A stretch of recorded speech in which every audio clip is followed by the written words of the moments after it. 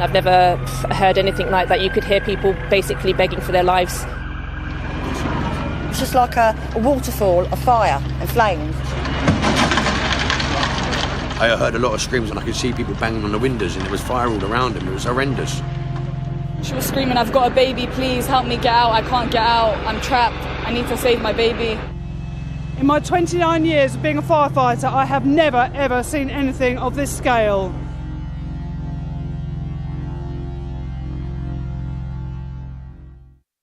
This is what Grenfell Tower used to look like. A home to hundreds of people, built in the 1970s, recently refurbished, a familiar sight to many people travelling in and out of London. It's in Kensington, a name synonymous with wealth, but this is an area of social housing. The people here are a blend of nationalities, living in the heart of one of the world's most diverse cities. At 5 minutes to 1, the fire brigade summoned here to a hellish inferno.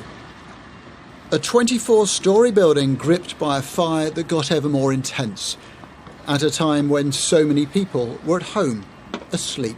It was just like a waterfall on the left-hand side of fire and flames, but now it's spread all to the right of the building, that part there, and it's also gone down the left-hand side of the building as well. Dozens of fire engines attended the scene, along with police, ambulances and crowds, anxious onlookers, friends, and also those who'd escaped. The best thing you guys can do if you've got family, friends, relatives, stay behind the line. What caused this will of course be investigated, but one resident told us he believed the fire had started in his neighbour's flat, sparked by a faulty fridge. It's by chance that we had a knock, and the guy who knocked so happens to be the guy whose house was the cause of the whole thing. It's his fridge. He explained to us as he came down afterwards and was outside the building, he explained to us that it was due to his fridge which exploded. That's what he kept saying. On the fourth floor. And do you think everyone inside the block has been evacuated? No. How do you know? How do we know? Because the fire spread extremely quick. Charlie Little May from Interbank, go ahead, over. So what do you do if you're confronted by this nightmare? Well, this is the advice given to residents in Grenfell Tower, told to stay put in their flat unless a fire actually reached them. Many chose to ignore this. They chose to flee. I've opened the window and I heard some woman saying it's getting bigger. So I've gone out to the hallway, I've looked through the spire hole, I see smoke everywhere. I've opened the door and the neighbours were there, the people screaming, the firemen said, "Get down the stairs." So I've grabbed the little girl, grabbed my girlfriend, ran out of the house. I heard a lot of screams and I could see, after I got outside, I was looking up and I could see people banging on the windows and there was fire all around them. It was horrendous. We saw people on the 14th floor crying, people from the 16th floor, my neighbor, his son was struggling. I told him, "Where is your dad?" because I know his dad. And he said to me, "He's indoors, he can't walk." I said to him, "Let's go in." When we went try to get in, the smoke is nowhere you can get. Me, I was going through the floor. The fire brigade, they had their oxygen. We never had the oxygen, so I just have to leave. So there were firefighters inside the building evacuating people? They just came in, trying to evacuate the people, telling them to go. But they told us to stay in, but I have to open the door and to get out. There was a lot of people on the upper floors flashing their torchlights, and the most upsetting thing about it all was you could make out there was a couple of young kids with flashlights waving at people to try and help them. You could hear a lot of screaming saying, "Help me, please, please, please," and it's just really emotional and sad to hear. Daylight comes early at this time of year. What we saw was harrowing. I just found this on the floor. Somebody's work. Around the tower, a carpet of debris, charred possessions, but also the industrial cladding that had burnt from around the building. Hundreds of emergency personnel, but inside, look, to the left of your screen, you can see what appears to be a resident still in their flat, peering out while 3 stories above them this building burns. We don't know what happened to this person. But a story that's been told repeatedly is one of utter desperation, of people in this tower trapped and jumping for their lives. I did see a few people jump. People were jumping. I think at that point it was you either jump in trying to save your life, you might break a few bones or get engulfed in that flame. I saw two people jump from the right-hand side, I think they were either floor from 10 to 15. I couldn't tell you which floors. I couldn't tell you if they were adults. I couldn't tell you if they were kids or teenagers. All I could see is two people flinging themselves off the thing. People were telling me other people are doing it on the other side as well. There's just one staircase, one in, one out. So if you can't get to them staircase, you are not getting out that building. There's only one way out that building, and that's to jump. Being trapped in a burning building is many people's idea of a nightmare. For some, there was relief in simply surviving. Right? Very, very, very. Tito, I'm alive. I'm all right. I'm in Arrow Club. They've evacuated us there. I didn't want to wake you by 1 o'clock. But for others, the trauma of separation, of not knowing what had happened to friends and to loved ones. The woman sounds like calm, and she wasn't panicked or anything. And I said, "Where is your husband?" She said, "He's talking to the emergency." And I said, "Why didn't you come out?" She said, "They tell us to stay in. We cannot come out." And I said, "What did they ask you to do?" She said, "They asked us to cover the doors with towels." And she said, "But the fire is coming heavily."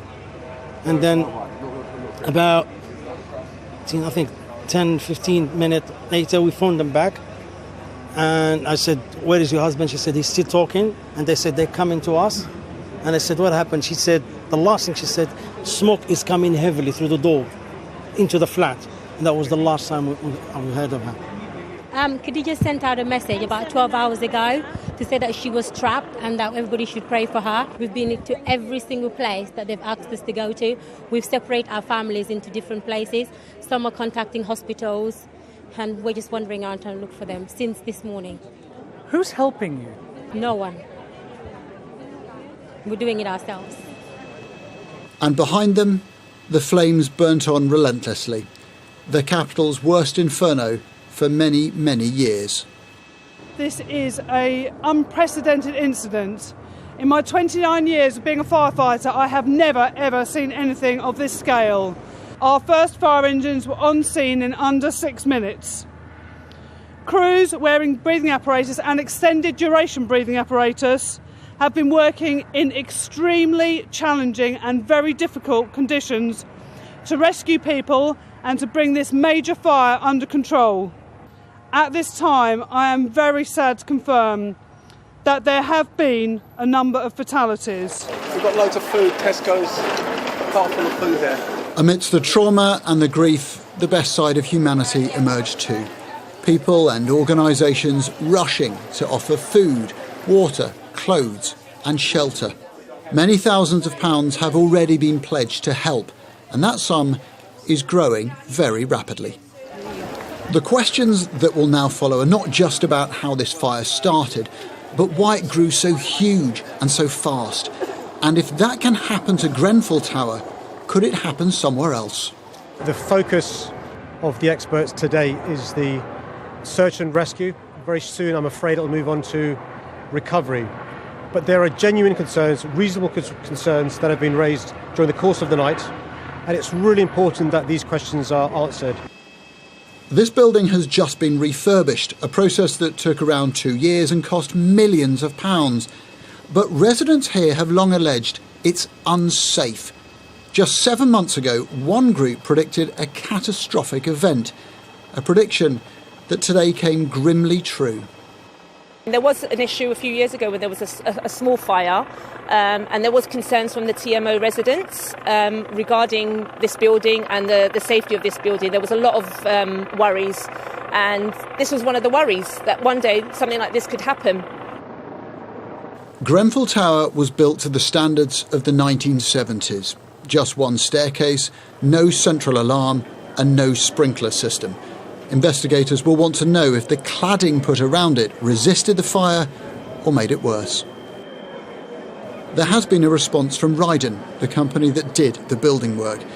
It said, "We will cooperate with the relevant authorities and emergency services and fully support their inquiries into the causes of this fire at the appropriate time." The government has said checks will be carried out into all tower blocks that had similar refurbishments. There has been heroism today, and people have survived an appalling experience. But many others have died, and lessons will have to be learned. A night whose shocking events will reverberate for a very long time. Adam Parsons, Sky News.